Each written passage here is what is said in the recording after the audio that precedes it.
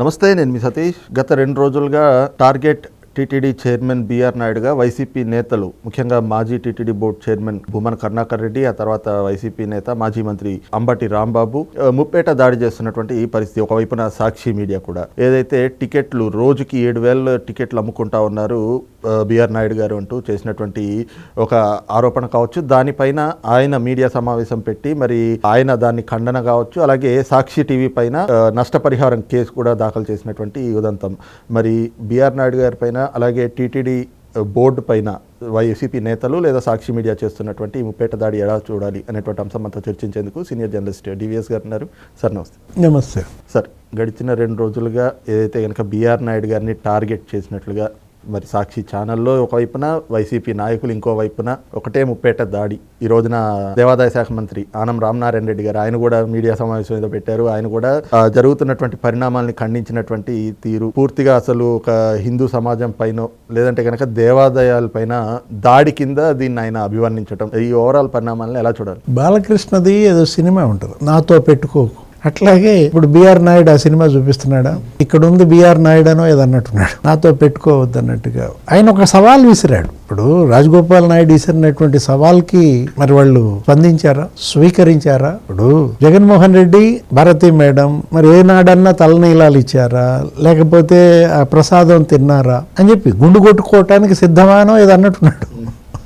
ఇప్పుడు ఎందుకు అంత పెనుక్కుంటున్నారు? తనన్న మాటల్లో ఏమన్నా లాజిక్ లేదా? ఇప్పుడు అంబటి రాంబాబు ఏమంటాడు? ఇప్పుడు చివరికి అంబటి రాంబాబు ఈ బ్యాచ్ అంతా కూడా అనవసరంగా కదిలిస్తున్నారు. దీనివల్ల ఇబ్బందులు పడేది ఎవరు? రాంబాబుకి ఏం కాదు, బిఆర్ నాయుడిని రెచ్చగొట్టడం వల్ల, టీటీడీని టార్గెట్ చేయడం వల్ల ఇబ్బందులు పడేది వైవి సుబ్బారెడ్డి, ఇబ్బందులు పడేది భూమన కరుణాకర్ రెడ్డి. ఇప్పుడు ఆయన విజయ్ కుమార్ ఏదో ప్రెస్ మీట్ పెట్టాడు, ఆ బయోడైవర్సిటీ నీలాయపాలెం జైలుకి వెళ్ళడానికి సిద్ధంగా ఉండు భూమన అనో ఏదన్నట్టున్నాడు. ఇదే కదిలించుకోవటం అంటే, లేపు తన్నించుకోవటం అంటే ఇదే అనమాట. ఇప్పుడు ఒకటి, మీరు తప్పుడు వీడియోలు పోస్ట్ చేశారా లేదా? మీరు టీటీడీ మీద మీరు దుమ్మెత్తి పోస్తున్నారా లేదా? అతనెవడో వాడు కన్నబాబు అనుచరుడు అంట, నీకు తెలుసు కదా, మీ దగ్గర ఎక్కడెక్కడో కాకినాడలో మరి ఆ ప్రాంతంలో ఏదో ఒక ట్రస్ట్ బోర్డు, దానికి జగన్ టైంలో మరి చైర్మన్గా చేసినట్టున్నాడు. స్వామివారి మొక్కలకు వచ్చాడు, దర్శనం చేసుకుని వెళ్ళాలి, కానీ ఆ క్యూ లైన్లో అతనేదో జగన్కి మేలు చేద్దామని ఒక వీడియో తీశాడంట. భక్తులకి అల్లాడిపోతున్నారు, అసలు పాలు లేవు, పులిహోర లేదని చెప్పి ఏదో వదిలాడు. ఏం జరిగింది? కేసు పడింది. తర్వాత అతనే చెప్పాడు పోలీస్ స్టేషన్లో ఏమని, ఏదో జగన్మోహన్ రెడ్డికి ఏదో మేలు చేద్దామని ఆ వీడియో చేశాను, రామరావు నాకేం తెలియదు అన్నాడు. ఇప్పుడు ఇతను చేసిన తప్పులు మామూలు తప్పులా? ఎక్కడో చచ్చిపోయినటువంటి గోవులు నువ్వు ఫోటోలు తీస్తావు, వీడియోలు తీస్తావు, తిరుమల గోశాలలో చచ్చిపోయినాయి అంటావు. దాని మీద కదా ఇప్పుడు ఈ నోటీసులు ఎందుకు ఇచ్చారు? ఇప్పుడు వాళ్ళ 10 కోట్లకే ఏమో వేశారు పరువు నష్టం. రెడీయా? ఎవరు కడతారు ఆ 10 కోట్లు? అంబటి రాంబాబు కడతాడా? రాంబాబు చేసే మాటలు, లేకపోతే వెల్లంపల్లి శ్రీనివాస్ కూడా మాట్లాడుతున్నట్టున్నాడు రకరకాలుగా. ఒకటి, హిందువులైతే మీరు అక్కడ జరుగుతున్నటువంటి వాటి గురించి ప్రశ్నించండి. స్పష్టంగా ఆయన అన్నాడు బిఆర్ నాయుడు ఏమని, భూమన కరుణాకర్ రెడ్డి కూతురు పెళ్ళి ఎలా చేశాడు, అవి ఫోటోలు కూడా రిలీజ్ చేశారు కదా, ఆ మధ్య కూడా మనం సోషల్ మీడియాలో చూసాము. ఆమె ఏదో వైట్ అండ్ వైట్ గౌన్ వేసుకుని ఉంటుంది భూమన కూతురు, అతనేమో సూట్ వేసుకుని ఉంటాడు. క్రిస్టియానిటీ పద్ధతిలో నీ కూతురు పెళ్లి చేసినాడివి. అసలు ఆ TV5 మూర్తి అయితే మరి మామూలుగా దోషమెత్తట్లా. అసలు భూమన కరుణాకర్ రెడ్డి అసలు పుట్టు పూర్వోత్తరాలని బయటికి తీసి వాళ్ళ అన్న ఎవరైనా భూమన్ అంట, భూమన సుబ్రహ్మణ్యం రెడ్డి. అసలు వీళ్ళు విరసం అంటారు, వీళ్ళు నాస్తికులు అంటారు, మావోయిస్టులు అంటారు, రాడికల్ ఉద్యమం అంటారు. మీకెందుకు మరి తిరుపతి స్వామివారి గురించి? టీటీడీ బోర్డు చైర్మన్గా పనిచేసే నైతికత మీకుందా? స్వామివారి సేవలు ఎవరు చేయాలి? భక్తులు చేయాలి. ఆ కుటుంబాలు ఏదైతే శ్రీవారికి అంకితమైన కుటుంబాలు ఉంటాయి. ఇప్పుడు గతంలో ఎవరి మీదన్నా టీటీడీ బోర్డు చైర్మన్గా చేసిన వాళ్ళపైన ఇలాంటి వివాదాలు వచ్చినాయా? కాంగ్రెస్లో ఎంతమంది చేయలేదు? సుబ్బిరామిరెడ్డి చేశాడు, ఆయన ఏమన్నా ఇట్లా అన్నారా? ఇలా జరిగిందా?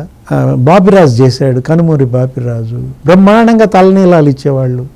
మీసాలు కూడా ఉండే కదా, నీకు తెలుసు కదా, బాపిరాజు మీసాలు కూడా తీసేసేవాడు, గుండు చేయించుకునేవాడు. భక్తి అంటే ఇప్పుడు భూమన కరుణాకర్ రెడ్డి గుండు చూసావా? ఇప్పుడు నామాలు ఏముంది, నామాలు పెడతాం కాదు నేను అనేది, కర్పూరం ఆర్పటం కాదు. అబ్బో అసలు వస్తాడు మామూలుగా, అక్కడికి వచ్చి అప్పుడే అఖండం దగ్గర మొన్న కూడా ఆరిపోయాడా కర్పూరం? అది తప్పు. ఏది పైన దేవుడు ఉన్నాడు. ఇది మాటలు కాదు, జగన్మోహన్ రెడ్డి కూడా చెబుతాడు పైన దేవుడు ఉన్నాడు కింద ప్రజలు ఉన్నారు అంట. నిన్న మూర్తి TV5లో జియోలో బయటికి తీశాడు 338 అంట. ఏంటి ఎక్కడ తిరుపతిలో రాజశేఖర రెడ్డి సీఎంగా ఆ తీసుకొచ్చిన జియో 338 250 స్క్వేర్ కిలోమీటర్స్ 25 స్క్వేర్ కిలోమీటర్స్కి మార్చాడు.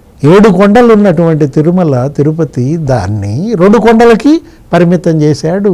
మరి అప్పుడు నువ్వు TTD board member chairman Bhumana Karunakar Reddy ఎందుకు ఈ నాటకాలు?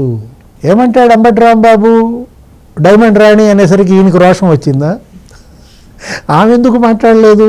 ఆమె ఉన్నారా? ఆమె ఎక్కడున్నారు? రోజా టికెట్ల గురించి మాట్లాడారు. ఆమె ఎప్పుడు వెళ్ళినా కూడా మరి 50 మంది 60 మందితో దర్శనాలు, ఒక్కొక్క సిఫారసు లేక చెవిరెడ్డి భాస్కర్ రెడ్డితో ఏదో చూసా 63 పేర్లు ఉన్నాయి.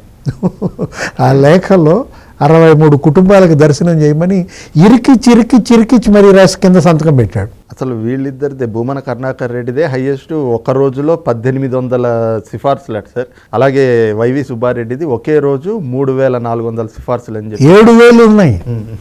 ఒకే రోజు 7000 మంది దర్శనాలు. అంటే ఎంతగా వీళ్ళు అమ్ముకున్నారు, టికెట్లు అమ్ముకున్నారు. ఏదో సప్తగిరి ట్రావెల్స్ అంటారు, అటు పెద్దిరెడ్డి రామచంద్రారెడ్డి, పెద్దిరెడ్డి మిథున్ రెడ్డి కొండకు ఒకవైపు, చెవిరెడ్డి భాస్కర్ రెడ్డి, చెవిరెడ్డి మోహిత్ రెడ్డి ఇంకోవైపు, భూమన కరుణాకర్ రెడ్డి, భూమన అభినవ్ రెడ్డి ఇంకోవైపు, వైవి సుబ్బారెడ్డి, విక్రాంత్ రెడ్డి ఇంకోవైపు. అబ్బో మామూలుగా లేరు కదా.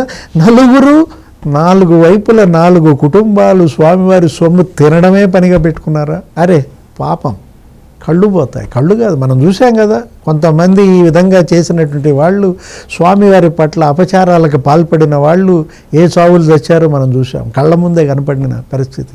ఎవరితో అయినా పెట్టుకోగాని సతీష్ వెంకటేశ్వర స్వామితో పెట్టుకోబా.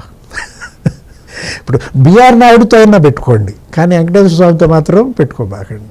ఇప్పుడు నాతో పెట్టుకోకు అనే సినిమా గురించి ఎందుకు చెప్పానంటే, ఇప్పుడు వెంకటేశ్వర స్వామితో పెట్టుకోబాకండి రా నాయన, భక్తుల్ని కాపాడతాడు, ఆయనే వచ్చి కాపాడతాడు. ఏది చావు అంచుల దాకా వెళ్ళిన ఆయన కాపాడతాడు. అంత గొప్ప మహిమ గల దేవుడు. ఎవరో దాకా ఎందుకు, చంద్రబాబు నాయుడే అలిపిరి. అసలు ఊహించగలరా 22 క్లెమోర్ మైన్స్ పేలాయి. పవన్ కళ్యాణ్ ఏమని చెప్తాడు, లేచి కారులో నుంచి బయటకు వచ్చి దుమ్ము దులుపుకుంటే పదండి ముందుకన్నాడు. అంటే ఒకటి భక్తి, ఇవాళ మహిమ చూపిస్తేనే మరి 151 నుంచి 11కి వచ్చినాయా? Thank you.